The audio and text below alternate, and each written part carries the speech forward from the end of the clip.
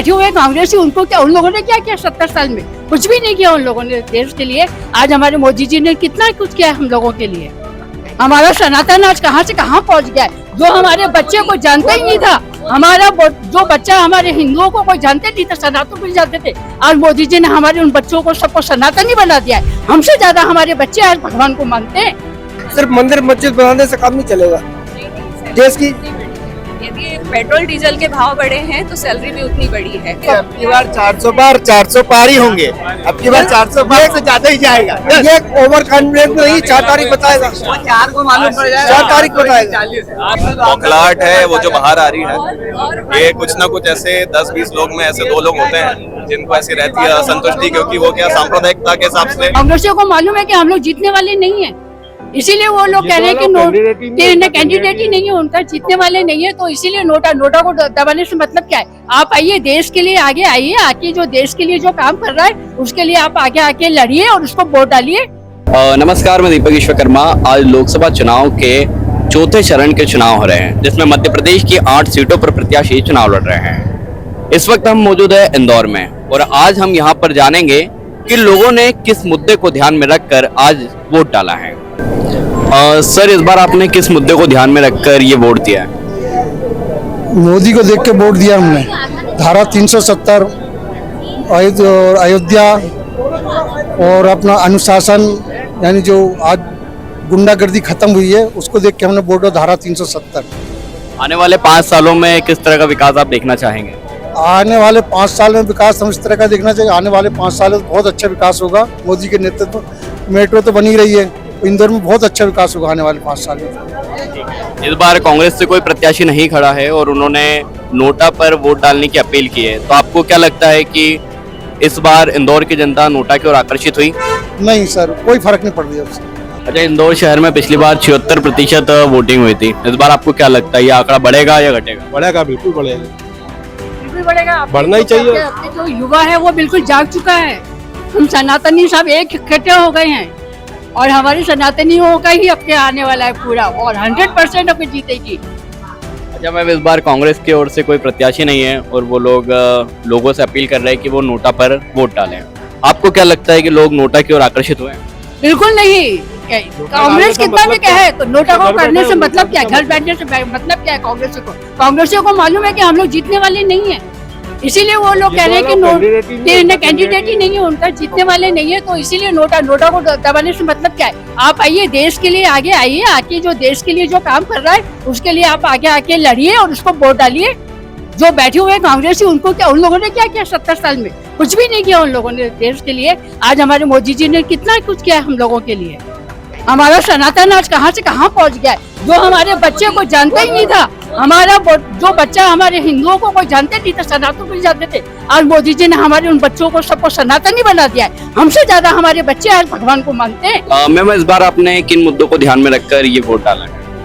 देखिए, सबसे बड़ी बात तो ये कि अभी जो बीजेपी के शासनकाल में जितना आत्मविश्वास आया है, ऐसा पहले कभी नहीं था।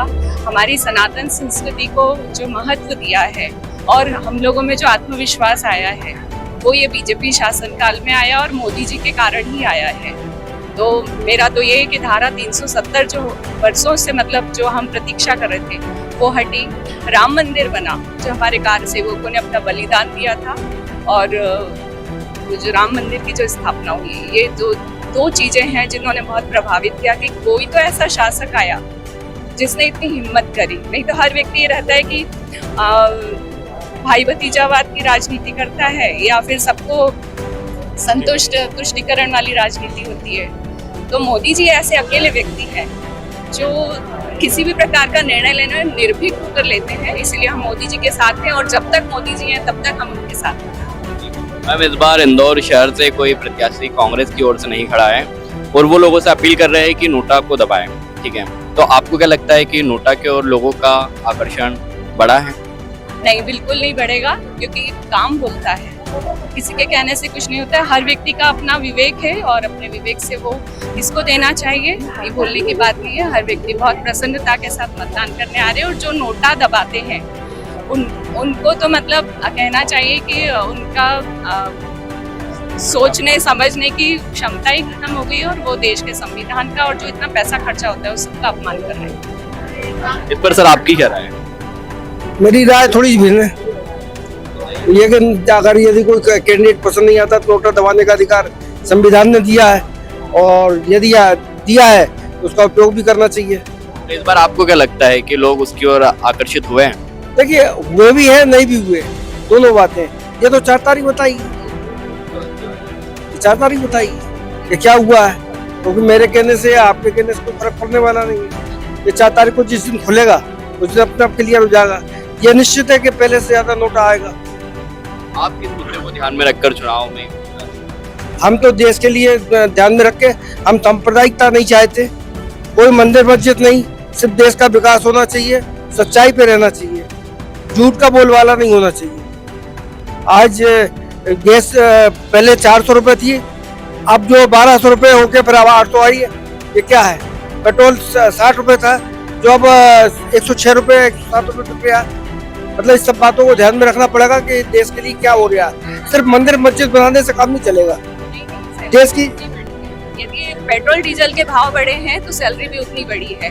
आज हर पर कैपिटा इनकम जो है बीते 2014 के पहले का मैं स्टेटिस्टिक बता रहा हूँ, एकदम नंबर से बात करता हूँ। मैं ए सिर पैर की बात नहीं करना पसंद करता हूँ। 45,000 per capita income INR 45,000 was the per capita income 2014 से पहले। अभी का पर कैपिटा इनकम जो है वो 1,72,000 रुपए। तो लोगों की इनकम उससे 3 गुना बढ़ चुकी है। तो 3 गुना भी इवन ज्यादा मैं कहूँगा इसको। तो काफी सारी चीजें हैं, और जो पेट्रोल के प्राइसेस जो बढ़े हैं ये अभी से नहीं बढ़े, पहले से ही बढ़े हुए हैं। 60 रुपए जो हुआ करता था उसका रीजन है कि ऑयल बॉन्ड्स जो हैं उनके बारे में अगर लोग पढ़ेंगे तो जनता को पढ़ना चाहिए कि ये सब रीजंस क्यों है, गोल्ड महंगा क्यों है, बाकी करेंसीज अपने से आगे क्यों है, इवन पेट्रोल महंगा क्यों है। इसका रीजन ये जाता है काफी सारे बॉन्ड्स हैं और काफी सारा जो कर्जा है वो इन्हीं चीजों का है, तेल का, सोने का, इन सब चीजों का कर्जा काफी माथे बढ़ा हुआ है। इसलिए सरकार को ना चाहते हुए भी इन चीजों की प्राइसेस बढ़ानी पड़ेगी ताकि कर्जा कम हो। और जैसे पर कैपिटा इनकम बढ़ चुकी है तो लोग उसको अफोर्ड भी कर रहे हैं। जब पहले बढ़ी नहीं, जब कर्जा था, बताओ ना, जब कांग्रेस ने छोड़ा था 55 लाख हजार करोड़ का कर्जा था, आज 155 लाख करोड़ का कर्जा है। तो कर्जे का ये तो बेमतलब की बात है। दूसरी, सिर्फ नौकरी किसको मिली, और जो सेलिब्रेट लोग हैं उनकी इनकम बढ़ी है। जो गरीब आदमी उनका क्या हुआ? आज कितने MIM खुले, कितनी IT खुली, बताए आप? कितने साल में बनाए? इसलिए चंद्रमा पहले से चल गए, चंद्रमा पे पहले से चल चुके। 1967 में सुनीता श्रीवास्तव। अब की बार 400 पार ही होंगे। अब की बार 400 पार से ज्यादा ही जाएगा। ये ओवर कॉन्फिडेंस नहीं, 4 तारीख बताएगा। सिर पैर की बातें, बौखलाहट है वो जो बाहर आ रही है। ये कुछ ना कुछ ऐसे 10-20 लोग में ऐसे 2 लोग होते हैं जिनको ऐसी रहती है असंतुष्टि, क्योंकि वो क्या सांप्रदायिकता के हिसाब से वोट डालते हैं कि हम पार्टी स्पेसिफिक वोट डालना चाहते हैं। ये क्या हुआ है, क्योंकि मेरे कहने से या आपके कहने से कोई फर्क पड़ने वाला नहीं है। ये 4 तारीख को जिस दिन खुलेगा उस दिन अपने आप क्लियर हो जाएगा। ये निश्चित है कि पहले से ज्यादा नोटा आएगा। आप किस मुद्दे को ध्यान में रखकर चुनाव में? हम तो देश के लिए ध्यान में रख के, हम सांप्रदायिकता नहीं चाहते, कोई मंदिर मस्जिद नहीं, सिर्फ देश का विकास होना चाहिए, सच्चाई पे रहना चाहिए, झूठ का बोलबाला नहीं होना चाहिए। आज गैस पहले 400 रुपए थी, अब जो 1200 रुपए होके फिर अब 800 आई है। ये क्या है? पेट्रोल 60 रुपए था, जो अब 106 रुपए 107 रुपए है। मतलब इस सब बातों को ध्यान में रखना पड़ेगा कि देश के लिए क्या हो रहा है। सिर्फ मंदिर मस्जिद बनाने से काम नहीं चलेगा। सर, इस बार किन मुद्दों को ध्यान में रखकर आपने वोट डाला है? सबसे बड़ा मुद्दा देश की जो समस्याएं मोदी ने सब हल की है और आगे भी हल करेंगे। और आपने चुनाव में किस मुद्दे को ध्यान में रखकर वोट दिया? राष्ट्रहित और हिंदू हित के में वोट डाल रहा है। और कांग्रेस से इस बार कोई प्रत्याशी नहीं खड़ा है और वो लोग नोटा पे दबाने की अपील कर रहे हैं, तो आपको क्या लगता है कि लोगों नोटा की ओर आकर्षित हुए इस बार? वो कांग्रेस के जो परंपरागत नोटा के वो नोटा में ही डालेंगे। अदरवाइज जो हिंदू समाज से जुड़ा है, राष्ट्रहित में जुड़ा है, वो बीजेपी को वोट डालेगा। ये 100% सही बोल रहा हूँ। आप आने वाले समय में किस तरह का विकास देखना चाहेंगे? देश में सुख समृद्धि रहे, बाहरी जो विदेशी शक्तियां का अपना दबाव नहीं रहे, अपन आत्मनिर्भर देश बने। खैर, अब तो यह देखने वाली बात होगी 4 जून को, जब ही पता चलेगा कि जनता ने किस पर अपना भरोसा जताया है और किसे अपना राजा चुना है।